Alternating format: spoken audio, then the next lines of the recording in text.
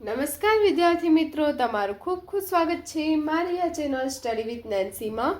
જો હજી સુધી તમે મારી આ ચેનલને સબસ્ક્રાઇબ ના કરી હોય તો જલ્દીથી સબસ્ક્રાઇબ કરજો. આજે આપણે પ્રકરણ નંબર 9 ત્રિકોણમિતિના ઉપયોગોમાં સ્વાધ્યાય 9.1નો પ્રશ્ન નંબર 1 અને પ્રશ્ન નંબર 2 જોઈશું. તો અહીં જો આપણને સૌની પહેલા પ્રશ્ન નંબર 1 આપેલો છે કે સર્કસના તંબુમાં જમીન સાથે શિરોલંબ સ્થિતિમાં રહેલા થાંભલાની ટોચથી જમીન સાથે ખેંચીને બાંધેલ 20 મીટર લાંબા દોરડા પર એક કલાકાર ચઢી રહ્યો છે. જો દોરડું જમીન સાથે 30 અંશના માપનો ખૂણો બનાવે તો થાંભલાની ઊંચાઈ શોધો. હવે જો આ દાખલામાં આપણને સાદી એક આકૃતિ પણ દર્શાવેલી છે. જો આકૃતિ દર્શાવેલી ના હોય આપણે જાતે આકૃતિ બનાવવી પડે છે અને એના ઉપરથી ઉકેલ ગોતવો પડે છે. આ દાખલામાં આપણને જે ટેક્સ્ટ બુક છે, પાઠ્યપુસ્તકમાં જ આકૃતિ દઈ દીધેલી છે, એટલે આપણે ગણવો દાખલો એકદમ ઇઝી થશે. આકૃતિમાંથી સાઇન, ટેન અથવા તો કોસની કિંમત મૂકીને જવાબ મળી જાય. તો હવે જુઓ, આમાં પહેલામાં આપણને કીધેલું હતું કે સર્કસનું એક તંબુ છે. તંબુમાં એવી રીતે કે શિરોલંબ સ્થિતિમાં થાંભલો છે. આ જે એ બી છે એ શું છે? થાંભલો છે. અને થાંભલાથી અહીંયા એક દોરડું જમીન સાથે સી બિંદુ છે, અહીંયા સી બિંદુ છે, ત્યાં 20 મીટર લાંબુ દોરડું છે. દોરડાની લંબાઈ કેટલી છે? 20 મીટર. આવી રીતે બાંધેલું છે, જેમાં કલાકાર ચડી રહ્યો છે. અને આ ખૂણો કેટલાનો છે? દોરડો કેટલા ખૂણા સાથે બાંધેલું છે? તો 30 અંશના ખૂણા સાથે. તો આ જે થાંભલાની ઊંચાઈ આપણે શોધવાની છે, એ બીની ઊંચાઈ શોધવાની છે. તો આપણે અહીંયા લખી દઈએ, જે માહિતી હોય એ માહિતી લખી દેવાના કે અહીં એ બી શું છે? થાંભલો છે. અહીં એ બી એ થાંભલો છે. પછી એ બી થાંભલો છે. અહીંયા એસી શું છે?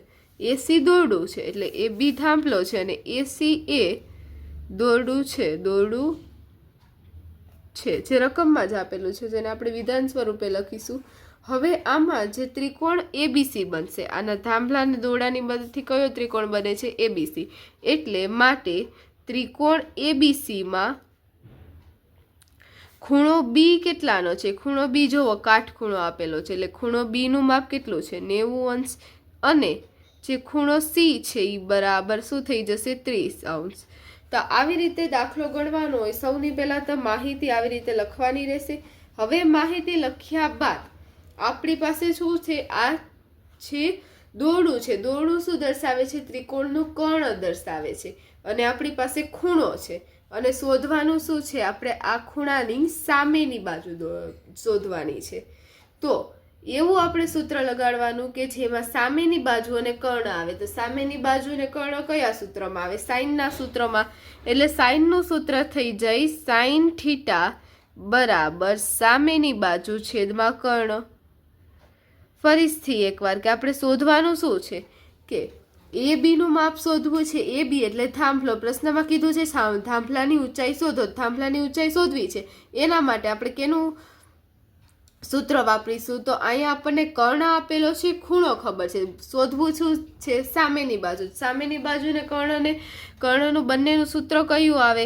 તો સામેની બાજુ છેદમાં કર્ણ, એટલે શું થઈ જાય? સાઇન. તો સાઇન થીટા. તો હવે થીટાની કિંમત કેટલી આપેલી છે? 30. ખૂણો કેટલાનો છે? 30નો. એટલે કે સાઇન 30. સાઇન 30 બરાબર સામેની બાજુ. સામેની બાજુ કઈ છે? ખૂણાની. ખૂણા સી ની સામેની બાજુ એ બી, એટલે એ બી છેદમાં કર્ણ કયો છે? એસી. હવે આમાં આપણે કિંમત મૂકી દઈએ સાઇન 30. તો સાઇન 30 ની વેલ્યુ કેટલી થાય? 1/2. સાઇન 30 એટલે કેટલા થાય? 1/2. 1/2. હવે એ બી નું તો આપણે મૂલ્ય ગોતવું છે, એટલે એ બી ની જગ્યાએ એ બી લખી દઈશું. હવે એસી, તો દોરડાની લંબાઈ એસી તો આપણને ખબર છે કેટલી છે? એસી અહીંયા 20 મીટર છે, રકમમાં આપેલ છે, તો અહીંયા 20 લખી દઈશું. હવે એ બી શોધવું છે, તો 20 ને આપણે આ બાજુ લઈ જઈએ એટલે ગુણાકારમાં થઈ જાય 1 × 20 છેદમાં 2 બરાબર એ બી થઈ જાય. 20 ને શું કર્યું? બીજી બાજુ લઈ ગયું, ભાગાકાર હતો એટલે ગુણાકારમાં જશે. હવે 10 × 20 એટલે એ બી ની આપણને માપ મળી ગયું. કેટલું આવી ગયું? 10. તો એ બી શું હતું? થાંભલાની ઊંચાઈ. તો આપણને થાંભલાની ઊંચાઈ મળી ગઈ 10 મીટર. માટે એ બી બરાબર 10 થાય. તેથી થાંભલાની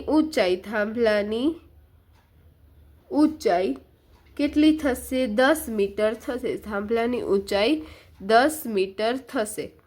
તો આ જોવો, પહેલા દાખલાનો જવાબ આવ્યો. એવી જ રીતે દાખલા નંબર 2 જોઈએ. તો જુઓ, અહીંયા આપણને પ્રશ્ન નંબર 2 આપેલો છે કે વાવાઝોડાને કારણે એક ઝાડ એવી રીતે ભાંગીને વળી જાય છે જેથી તેની ટોચ જમીન સાથે 30° માપનો ખૂણો બનાવે છે. તે રીતે જમીનને સ્પર્શે છે. ઝાડની જમીનની સ્પર્શતી ટોચ અને ઝાડના થડ વચ્ચેનું અંતર 8 મીટર હોય તો ઝાડની ઊંચાઈ શોધો. કે એક વાવાઝોડું હતું, વાવાઝોડાના કારણે જે ઝાડ છે એ ઝાડ ભાંગીને વળી જાય છે. હવે ઝાડ ભાંગીને વળી ગયું તો એ જમીન સાથે 30° ખૂણો બનાવે છે અને એ ખૂણો બનાવીને જે જમીન સાથે જે ટોચ એની સ્પર્શે છે એ જમીનથી અને ઝાડના થડ વચ્ચેનું અંતર આપણને 8 મીટર આપેલું છે. તો એના ઉપરથી આપણે આકૃતિ દોરીએ કે આ ઝાડ હતું. આપણે પહેલાંનું ઝાડ દોરીએ એટલે આવી રીતે એક ઝાડ હતું. હવે એને આપણે નામ આપી દઈએ BC, ABC આવી રીતે, કારણ કે અડધેથી શું થાય છે, વળીને પડે છે એટલે આપણે આવી રીતે આ વાંકું વળી જાય છે. વાવાઝોડાના કારણે કાપીને અડધું થઈ જાય છે, અહીંથી વળી જાય છે. બીથી શું થાય છે, વળી જાય છે. એટલે આ પહેલાંનું ઝાડ હતું. AC છે એ શું છે, પહેલાંનું ઝાડ છે અને એ ઝાડ વળી જાય એટલે આવી રીતે થઈ જશે. તો આને એક બિંદુ નામ આપી દઈએ D. હવે આ C અને D વચ્ચેનું અંતર આપણને આપેલું છે, કેટલું છે, 8 મીટર.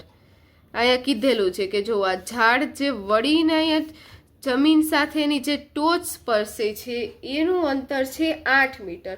તો હવે આખા ઝાડની ઊંચાઈ શોધવાની છે. એટલે AB, આપણે આ AB અને BC શોધવાનું છે. પણ AB કેવી રીતે શોધવું, એના માટે આપણે કર્ણ શોધી લઈશું, કારણ કે આ જે ભાગ છે એ BD જેટલો જ છે. AB બરાબર BD જ છે. આ પહેલાંનું છે, પહેલાં આવી રીતે હતું, પછી વળીને આવી રીતે જે જમીન સાથે અહીંયા ખૂણો બનાવે છે. કેટલો ખૂણો બનાવે છે, 30° ખૂણો બનાવે છે. તો અહીંયા આપણે આગળના દાખલામાં, પહેલા દાખલામાં એક જ માપ શોધવાનું હતું, જ્યારે આ દાખલામાં 2 માપ શોધવાના થશે. કર્ણનું પણ માપ શોધવું પડશે અને આ સામેની બાજુનું પણ માપ શોધવું પડશે, કારણ કે અહીં આપણને ઝાડની કુલ ઊંચાઈ શોધવી છે. ઝાડની કુલ ઊંચાઈ કેટલી થશે, BC પ્લસ BD થશે. એટલે આપણે જે શબ્દમાં લખી દઈએ કે અહીં જે AC શું છે, ઝાડ છે. AC એટલે આખું કુલ ઝાડ છે. હવે જે બિંદુ B, જે બિંદુ B થી ભાંગી જાય છે, જે બિંદુ B થી ભાંગીને વળે છે, ભાંગીને વળી જાય છે અને તેની જે ટોચ છે એ ટોચ શું થઈ, જમીનને અડે છે. એટલે ટોચ જમીનને ક્યાં અડે છે, તો બિંદુ D પર. તો તે જમીનને બિંદુ D પાસે સ્પર્શે છે. રકમમાં લખ્યું છે જ લખ્યું છે, આપણે સારી રીતે વાક્યના સ્વરૂપે લખી દઈશું. તો હવે બિંદુ D પાસે સ્પર્શે છે એટલે આપણો ત્રિકોણ બની ગયો. જો BCD, આમાં ત્રિકોણ કયો બનશે, ત્રિકોણ BCD બનશે. ત્રિકોણ BCDમાં અહીં જે ખૂણો C છે એ કાટખૂણો છે, એટલે ખૂણો C શું થઈ જશે, કાટખૂણો, એટલે 90°નો. ખૂણા D નું માપ આપેલું છે 30°. એના ઉપરથી સૌની પહેલાં આપણે શું ગોતી લઈએ, કર્ણનું માપ શોધી લઈએ અથવા તો સામેની બાજુનું માપ શોધી લઈએ. કોઈ પણ તમે પહેલાં શોધી શકો. તો અહીંયા આપણી પાસે શું છે, પાસેની બાજુ છે અને ખૂણો છે. સામેની બાજુ પણ શોધવી છે, કર્ણ પણ શોધવો છે. તો સામેની બાજુ ને પાસેની બાજુ આવે એવું સૂત્ર કયું, ટેનનું સૂત્ર. ટેનનું સૂત્ર થાય tan θ બરાબર સામેની બાજુ છેદમાં પાસેની બાજુ. જે શોધવું હોય એનું સૂત્ર મૂકવાનું કે સામેની બાજુ આપણે શોધવી છે, પાસેની આપેલી છે, તો એવું સૂત્ર કયું આવે, tan. સામેની બાજુ છેદમાં પાસેની બાજુ છે, એમાં આપણને tan θ ની કિંમત ખબર છે, પાસેની બાજુ કિંમત ખબર છે, એના પરથી સામેની બાજુ મળી જાય. તો tan θ એ કેટલું છે, tan θ, θ કેટલો છે, ખૂણો કેટલો છે, 30°નો, એટલે tan 30 થઈ જશે. tan 30 બરાબર સામેની બાજુ શોધવી છે એ કેટલી છે, BC, પાસેની બાજુ કેટલી છે, CD. હવે tan 30 ની કિંમત કેટલી થાય, 1/√3, 1/√3. tan 30 ની કિંમત કેટલી થાય, 1/√3. BC શોધવાનું છે. CD નું માપ આપણને રકમમાં આપેલું છે 8 મીટર. હવે BC બરાબર શું થઈ જશે, આને 8 ને બીજી બાજુ લઈએ એટલે 8/√3. અહીંયા ભાગાકારમાં તો બીજી બાજુ જાય ગુણાકારમાં, એટલે 8/√3 થઈ જાય. આપણને શું મળી ગયું, BC નું માપ મળી ગયું. હવે એવી જ રીતે આપણે BD શોધી લઈએ. તો બીડી શોધવા માટે આપણે કયું સૂત્ર વાપરશું? કોસ થીટાનું સૂત્ર વાપરશું. કોસ થીટા બરાબર શું થાય? પાસેની બાજુ છેદમાં કર્ણ. આપણે શોધવું હતું કેનું માપ? કર્ણનું માપ શોધવું હતું. અને આપણી પાસે શું મળી ગયું? પાસેની બાજુ મળી ગઈ છે, આપેલી છે રકમમાં પાસેની બાજુ અને કર્ણ. તો પાસેની બાજુ ને કર્ણ હોય એવું સૂત્ર કયું? કોસનું, એટલે કોસ થીટા. કોસ થીટા બરાબર પાસેની બાજુ છેદમાં કર્ણ. હવે થીટાની કિંમત આપણને ખબર છે કેટલી છે? 30, એટલે કોસ 30 બરાબર પાસેની બાજુ 8 મીટર છે. કર્ણ આપણે શોધવો છે, અથવા તો પાસેની બાજુ 8 મીટર અને કર્ણનું માપ આપણે લખી દઈએ. કર્ણનું માપ કેટલું છે? બીડી. બીડી આપણે શોધવો છે. હવે બીડીને બી અહીંયા કોસ 30ની કિંમત મૂકી દઈએ. કોસ 30ની કિંમત કેટલી થાય? √3/2 વર્ગમૂળમાં 3/2 એના છે બરાબર 8/2 બીડી. બીડી શોધવું છે તો બીડી બરાબર શું થઈ જશે? બીડીને મેં આ બાજુ લઈ આવી દીધા એટલે ઉપર અંશમાં આવી ગયા, છેદમાં હતા ઈ. તો અહીંયા 8 હવે છેદમાં 2 હતા ઈ બીજી બાજુ જાય બરાબરની, એટલે ઈ અંશમાં આવી જાય અને જે અંશમાં વર્ગમૂળમાં 3 હતા ઈ છેદમાં આવી જશે. બીડીને આ બાજુ લઈ ગઈ, વર્ગમૂળમાં 3/2 ને બીજી બાજુ લઈ ગઈ એટલે વ્યસ્ત થઈ ગયું. તો બીડી બરાબર શું થઈ જશે? 8 દુ 16 ને 16/2 વર્ગમૂળમાં 3. તો આપણને બીડીનું માપ મળી ગયું. જો બંને માપ આપણને મળી ગયા છે, બીસીનું માપ પણ મળી ગયું છે ને બીડીનું માપ પણ મળી ગયું છે. તો હવે જુઓ આમાં સમયીકરણ અડધા કરે છે, પણ સમયીકરણ પણ આમાં કરવાની જરૂર નથી. સીધો તમે સરવાળો કરીને છેદ ઉડાડી દેશો તો પણ તમારે ઉપર છેદમાં અસમય પદ નીકળી જશે. એટલે છેલ્લે જ્યાં સુધી થતું હોય ત્યાં સુધી સમયીકરણ નહીં જ કરવાનું, ઇઝી રીતે ગણવાનો જ ટ્રાય કરવાનો દાખલો. એટલે હવે ઝાડની કુલ ઊંચાઈ, ઝાડની ઊંચાઈ બરાબર શું થઈ જાય? ઝાડની ઊંચાઈ કેવી રીતે છે? કુલ ઊંચાઈ કેટલી છે? બીસી વત્તા બીડી. ઝાડની કુલ ઊંચાઈ કેટલી થાય? આ વત્તા આ, એટલે બીસી વત્તા બીડી. કારણ કે આ વળેલું હતું એ ખોલે હતું તો આ જ અહીંથી નામ વળી ગયું છે, એટલે બીસી વત્તા બીડી થઈ જશે. બીસી આપણે શોધ્યું 8/3 વત્તા બીડી પણ શોધ્યું 16/3.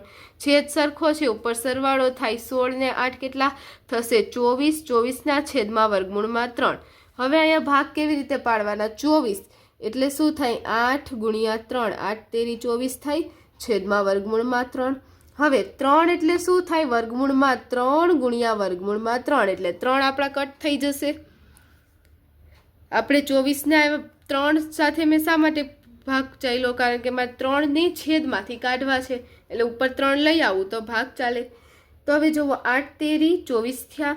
હવે 3 એટલે વર્ગમૂળમાં 3 × વર્ગમૂળમાં 3. હવે આ 3 કટ થઈ જાય એટલે શું વધે? 8 × વર્ગમૂળમાં 3, એટલે 8 વર્ગમૂળમાં 3 મીટર આપણો જવાબ આવી ગયો. તો જુઓ સમયીકરણ કરવાની પણ જરૂર ના પડી, સીધો જ જવાબ આવી ગયો 8 વર્ગમૂળમાં 3 મીટર. તો આપણી ઝાડની ઊંચાઈ કેટલી થઈ જશે? 8 વર્ગમૂળમાં 3 મીટર થશે. માટે તેથી ઝાડની ઊંચાઈ બરાબર 8 વર્ગમૂળમાં 3 મીટર. તો આ જુઓ આપણા બીજા દાખલાનો જવાબ આવી ગયો. અહીં આપણો પ્રશ્ન નંબર 1, પ્રશ્ન નંબર 2 પૂર્ણ થાય છે. જો તમને વિડીયો પસંદ આવ્યો હોય તો લાઈક, શેર, સબસ્ક્રાઇબ કરજો. જો હજી સુધી તમે મારી આ ચેનલને સબસ્ક્રાઇબ ના કરી હોય તો જલ્દીથી સબસ્ક્રાઇબ કરજો, જેથી તમને મારા બધા જ વિડીયો સૌથી પહેલાં મળી રહે. Thanks for watching.